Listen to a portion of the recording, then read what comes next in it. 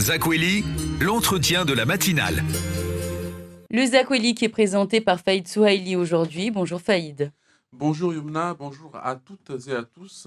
Donc aujourd'hui, nous sommes avec Salim Nahouda, qui est le porte-parole de l'intersyndicale à EDM, donc les syndicats d'EDM, donc qui ont déposé un préavis de grève pour le mardi 8 mars.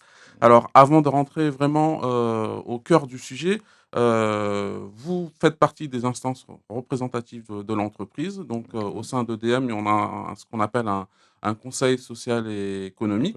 Donc, c'est ce conseil social et économique donc, qui demande une expertise pour les orientations de l'entreprise, pour savoir comment se positionner.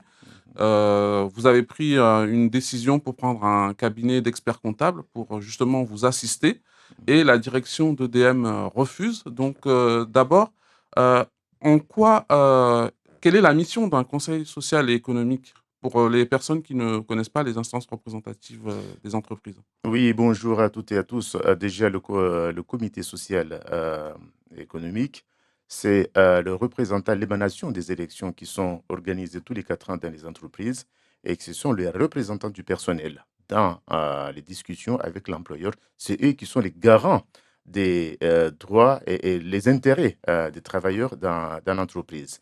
Euh, et puis, comme vous l'avez dit, malheureusement, ces instances ne sont pas toujours respectées. euh, dans beaucoup d'entreprises, je ne sais pas, que ce soit à Mayotte ou ailleurs. Et aussi, les discussions sont souvent biaisées parce que l'employeur arrive avec des décisions toutes faites et ils veulent absolument que les membres représentants du personnel aillent dans le sens de l'employeur et que malheureusement, souvent, les orientations qui sont prises par les directions des entreprises ne vont pas toujours ou ne sont pas toujours dans l'intérêt des salariés. Donc, le comité social et économique dans les entreprises, c'est le garant des droits et le garant des intérêts des salariés dans l'entreprise. Alors, sur quelles questions vous devez vous positionner, justement, si vous avez fait appel à ce cabinet d'experts comptables? C'est sur qu'est-ce que vous a proposé la direction? Que la direction vous demande votre avis sur quelle orientation, pour que vous ayez besoin, en fait, de cette expertise? Mais déjà, il faut voir que depuis plus de 4 ans, à EDM, le dialogue était complètement en panne. Vous avez constaté qu'il y a eu des conflits en 2019, il y a eu des conflits en 2020, justement pour dénoncer la politique qui était engagée par la direction antérieure. Nous avons cru qu'avec le changement du directeur général, qui est un représentant d'EDF, les choses allaient s'améliorer. Mais nous constatons tout simplement que le dialogue n'y est pas. Et le pire, c'est que ce directeur s'est permis à un moment ou à plusieurs fois nous dire que euh, quand il a des discussions avec les représentants du personnel, au mieux, c'est de convaincre les représentants du personnel pour qu'on aille dans son sens. Sinon, lui, il va faire comme il l'a dit. Donc, ça veut dire qu'il y a rupture de dialogue dès le départ parce qu'il vient avec une idée déjà arrêtée. Donc, les représentants du personnel, ils entendent ça et là qu'il y a des orientations qui sont prises sur la fermeture de la centrale des Badamiers, par exemple. Mais qu'est-ce qui a été conçu pour venir en alternative par rapport à la fermeture d'une partie de la centrale des Badamiers? Ça, nous n'avons aucune visibilité. Il nous parle de la création d'une filiale qui va concurrencer EDM. Mais EDM a quoi comme projet justement de développement de la production et de développement du réseau de distribution de Mayotte pour justement ne pas laisser tout à cette filiale? On se retrouve là aujourd'hui à la situation qu'on a connue en 2006, que EDM s'était aussi lancé sur cette idée de créer une filiale pour gérer la centrale de Longoni, la construction et la centrale de Longoni. Il y a eu une mobilisation des syndicats à l'époque, on a fait barrage, on a donné nos propositions et finalement, cette centrale est restée une centrale construite et exploitée par EDM. Ce que nous demandons aujourd'hui, étant donné que l'entreprise ou la direction dit que s'ils vont dans le sens de l'énergie renouvelable, ils ne seront pas soutenus par la CRE. On a dit, OK, nous vous avons entendu, mais on ne vous croit pas. Ce que nous avons demandé, c'est d'avoir un expert comptable missionné par le CSE qui vienne voir tout ce qui a été dit par l'employeur pour comparer à ce qui existe dans d'autres départements, dans d'autres territoires français. Est-ce qu'il y a eu accompagnement ou pas? Comment ailleurs la situation a été gérée? Et là, l'employeur ne veut pas. qu'on aille vers cette expertise parce qu'eux, ils ont déjà arrêté leur calendrier. Ils veulent faire ce qu'ils ont envie de faire à Mayotte. Et là, malheureusement, même dans cette démarche qu'ils ont engagée, le conseil départemental était mis complètement à côté dans ces réflexions-là. Le conseil départemental aujourd'hui s'oppose à cette démarche, mais la direction et les autres actionnaires veulent quand même aller dans ce sens-là. Donc, Alors, nous, quand vous dites le conseil départemental s'oppose, le conseil départemental est l'actionnaire principal d'EDM. l'actionnaire Donc, majoritaire, oui, justement, s'il s'oppose, normalement, il devrait pouvoir faire valoir son point de vue. sauf que là, on se trouve dans une société d'économie mixte qui est dirigée par un conseil de surveillance.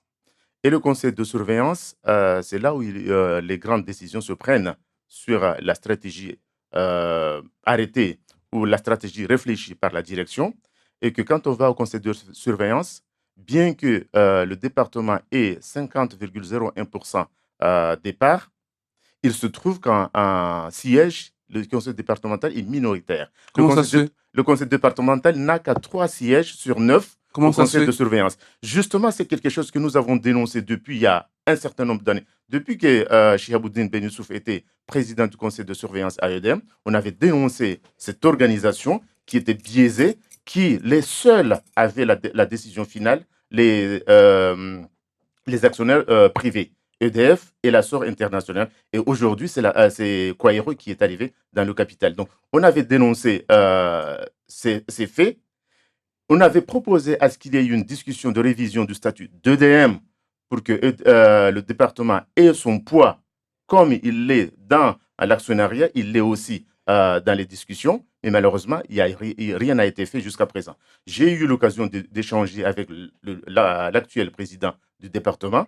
Je lui ai dit il faut que le département arrive à prendre ses responsabilités et à prendre sa place comme il se doit dans cette instance-là. Sinon, c'est Mayotte qui perd avec des décisions qui ne vont pas toujours dans le sens des besoins, qui ne vont pas toujours dans le sens de nos souhaits à Mayotte. Parce que quand on a un directeur qui arrive, qui discute avec Total Energy, qui met en place des moyens de carburant au badamier, sans qu'il y ait d'études d'impact, sans qu'il y ait aucune étude, le bioliquide, c'est comme ça qu'il l'appelle, alors qu'ailleurs, ça n'existe nulle part dans un autre territoire, ce moyen de production.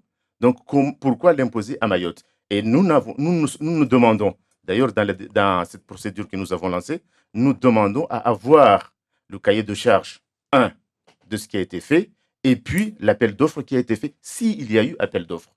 Parce que tout le monde a des doutes sur ça. C'est la raison pour laquelle nous avons demandé à être assistés par un expert comptable sur les orientations. Mais il y a aussi la politique sociale, l'emploi et les conditions de travail. D'ailleurs, c'est cette partie-là qui a été vraiment bannie par notre employeur qui ne veut pas qu'il y ait des informations qui soient à notre disposition pour défendre au mieux les salariés dans les conditions de travail, sur l'organisation de l'emploi, sur les modalités d'évolution des carrières des salariés à l'intérieur et les discriminations, parce qu'à EDM, il y a des discriminations. Et ces discriminations, on les saura une fois qu'on a tous les éléments, qu'on pourra les dénoncer et avoir en face de nous l'employeur pour les discuter. Et là, l'employeur ne veut pas qu'on discute de ça. Donc, quand on a parlé dans notre préavis qu'il y a une opacité de gestion à EDM, effectivement, il y a une opacité qui n'a pas commencé que là, mais ça fait un certain temps avec Fadi Adjar et aujourd'hui avec Claude Hartmann, ça continue. Donc, Claude Hartmann, nous avons des informations qu'il est passé en 2006-2007, il était en Guyane. Il y avait ce même processus de privatisation de la production en Guyane que les Guyanais l'ont combattu. Donc, il est à Mayotte, il veut aller dans ce sens-là, que les Mahorais doivent être très vigilants parce que plus on privatise, plus on aura des services. Même si on dit que le tarif de l'électricité sera réglementé, mais il y a des services qui ne sont pas forcément réglementés, qui les Mahorais les paieront très cher. Alors, justement, donc, vous avez pris cette décision. La direction a Ah, fait saisi la un justice, oui. recours, donc il y a un recours, donc ce sera justement le Le mardi 8. 8 mars. Donc, est-ce que en faisant grève, vous pensez que ça va influer sur la direction ou les juges? Mais déjà, s'il y a une mobilisation du personnel qui soutient le comité social et économique, c'est un signal que ce n'est pas un dossier qui concerne uniquement le comité social et économique, mais c'est un dossier qui concerne tout le personnel. C'est tout le personnel qui est concerné dans la démarche, dans la construction d'EDM. Il y a EDM aujourd'hui avec la production interne, il y aura des salariés qui seraient embauchés sous statut.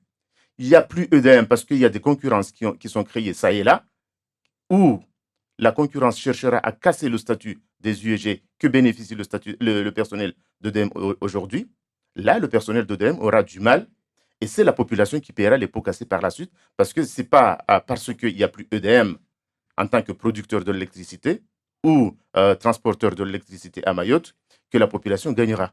Donc, tout le monde aura à perdre si on perd EDM. C'est la raison pour laquelle le personnel est debout et ils tiennent à leur outil de production, alors le transport et tout ce qui va avec, et la distribution et la clientèle. Et nous voulons que ça reste une entité unique, comme dans tous les autres départements. En 2006, ces actionnaires ont fait valider par le président du département, du conseil départemental. C'était le président de la collectivité départementale de Mayotte à l'époque. Il a fait valider la sortie dans la concession de la production. Justement, c'était par rapport au projet qu'ils avaient de la création de la filiale. En 2011, ils ont sorti le transport de l'électricité au-dessus de 50 kV.